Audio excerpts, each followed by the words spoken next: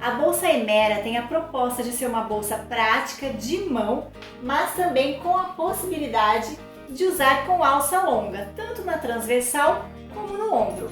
É uma alça regulável com mosquetão, portanto é uma alça removível.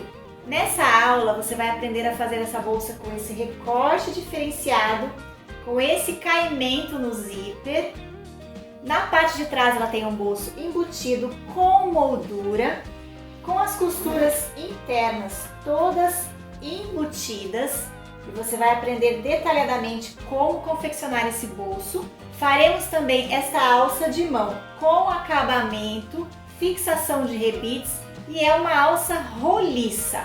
Aqui no fundo faremos esse detalhe com a fixação de pezinhos e na parte de dentro você vai aprender a fazer um bolso com profundidade. O acabamento interno dessa bolsa é todo embutido, não vai viés e você pode confeccioná-la com o material que preferir, dando um ar mais despojado ou mais luxuoso. Então vem comigo fazer essa peça linda!